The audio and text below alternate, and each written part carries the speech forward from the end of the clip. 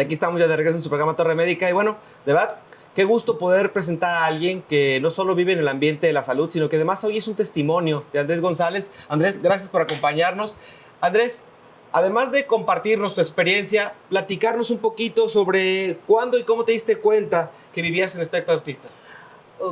Ok, muchísimas gracias por invitarme. Un gusto estar con ustedes el día de hoy. ¿Cuándo me di cuenta?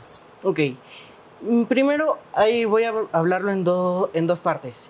La primera parte es cuando me di cuenta que yo me di cuenta que había algo mal, y fue a finales de kinder, a principios de primaria. Ahí yo me di cuenta que había algo mal. Siempre estaba tanto solo, como también me daba cuenta de que me costaban muchas cosas que a los demás se les hacían fácil. Y como tal, yo tengo una comorbilidad extra aparte del espectro, que es una dislexia un poquito, bueno, muy severa. Y así de que ahí yo me di cuenta que algo andaba diferente. Y como tal, así que me digan algo, un detalle, me lo dieron hasta tercero de primaria. Y ya como tal, sabiendo bien el diagnóstico, bien todo, fue hasta la secundaria. ¿Por qué tardaron tanto en aquella época? Y se decía mucho en la parte, tal vez no en la parte médica, pero sí en la parte de la comunidad, o de las personas, que decían que no hay que decirle al niño lo que tiene para que no crea ese diagnóstico y avance, o que si le dice algo se lo está creyendo, y por eso es que lo tiene. Es algo que pasaba muy común en este tiempo. Y también que en aquella época, pues, hablar de autismo era como decir, ya no va a poder progresar en la escuela ni en otros detalles. Así de que era como un diagnóstico un poquito complicado de procesar para todo el mundo. Y ve el orgullo, Andrés, de tenerte hoy aquí en la pantalla, compartiendo esta experiencia. La verdad es un regalo de Dios para nosotros compartir esta experiencia con alguien como tú. De verdad, felicidades. Y bueno, Anaí, por ahí una preguntita más para ti. ¿Cómo ha sido este proceso de diagnóstico en tu vida? Porque pues sé que hoy en día eres ya todo un profesional, él es médico, para quien no lo sepa de nuestro público.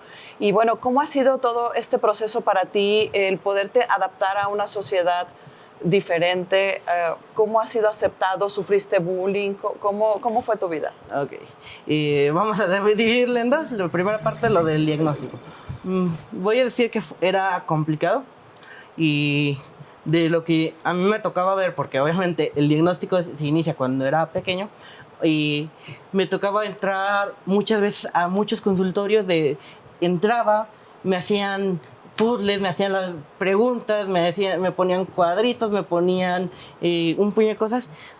No me decían nada, llegaban con su bata, no sabía ni cómo se llamaba la persona que me estaba entrevistando, se iba, después me sacaban, hablaban con mis padres y después se salían llorando.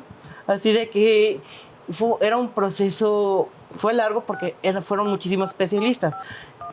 Te das cuenta a veces porque no hablan tan quedito las personas, así de que te das cuenta de que había algo, escuchabas un nombre, obviamente cualquier niño no sabe qué son estos términos, y menos hace años, que tampoco era tan accesible la información.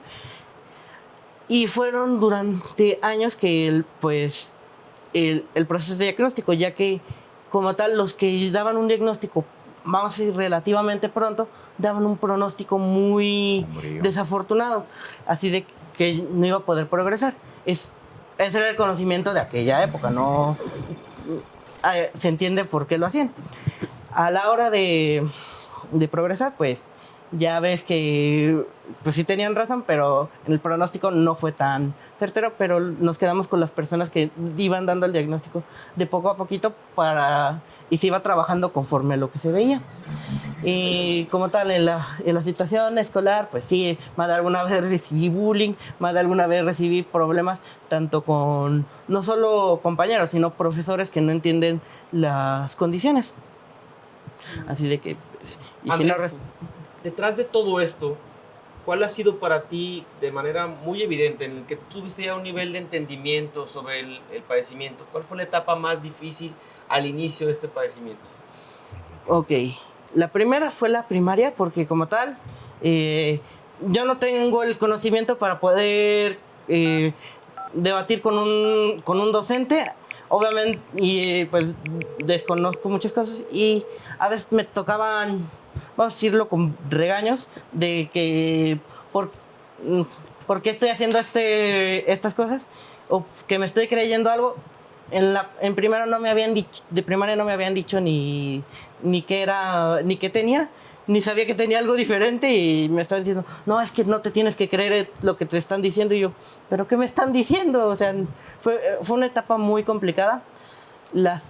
Como tal, después ha sido la cuestión de... Y las etapas de transición de primarias, secundaria, preparatoria y la universidad, de la parte de las autoridades. Yo diría que estas partes de autoridades es muy complicado explicarle a otra persona esta situación, ya que desconocen todo. A veces soy el primer caso que les toca en su vida, y ellos tienen, no sé, 20 años de docentes, o 20 años que están como puesto administrativo, y es la primera vez que les toca un caso diferente a lo usual. Muy bien, pues les invito que vayamos a escuchar una pregunta más que tenemos en las calles de la Gran Guadalajara para el doctor Gerardo. ¿Les parece? Continuamos. Continuamos.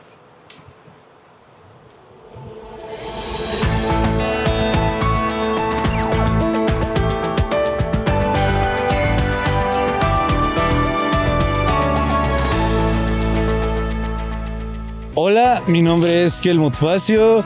Doctores, ¿el autismo tiene tratamiento o se puede curar?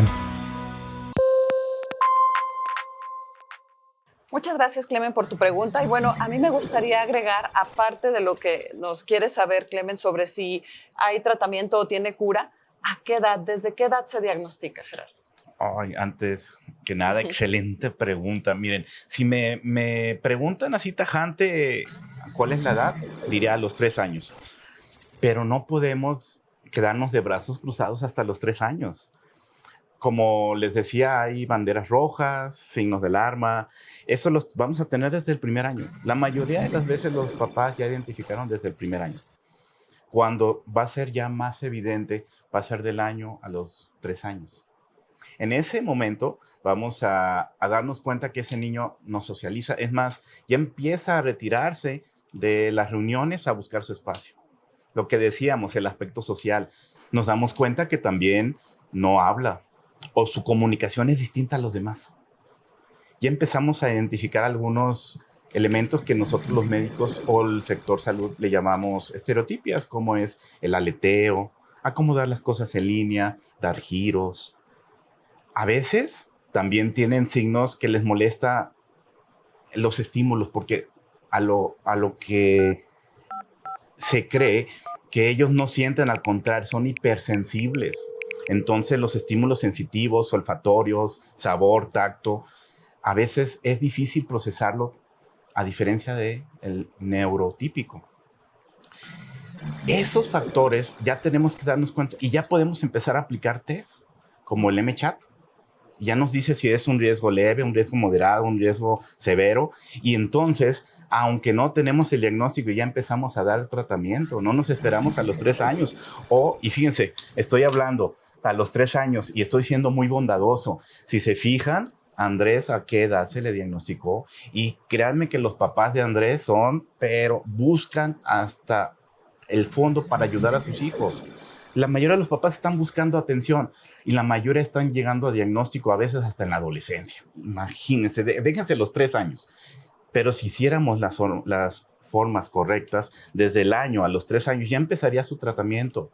Empezaría tratamiento con terapia de lenguaje, con terapia conductual, con terapias alternativas, a veces hasta con terapias farmacológicas que pueden ayudar a las comorbilidades. Y fíjense, hasta ahorita nos hemos enfocado al paciente con trastorno espectro autista. Pero ¿a poco creen que el paciente con trastorno espectro autista vive solo? Vive en un entorno que se llama familia. Y muchas veces nadie habla de esa familia. Nadie habla de que ese papá va a estar poniéndose ansioso. Muchas veces las mamás se van a poner depresivas.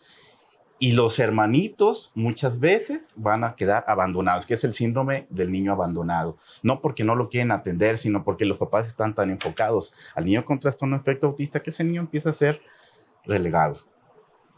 Por eso es, si me preguntan, ¿cuándo se hace el diagnóstico? Con estudios neuropsicológicos a los 3 años. Pero desde los 6 meses ya empiezas con tus signos de alarma y desde los 3, del año al 3, ya empiezas con sospecha. Vamos a ir a un corte comercial y continuamos aquí en Torre América. Continuamos.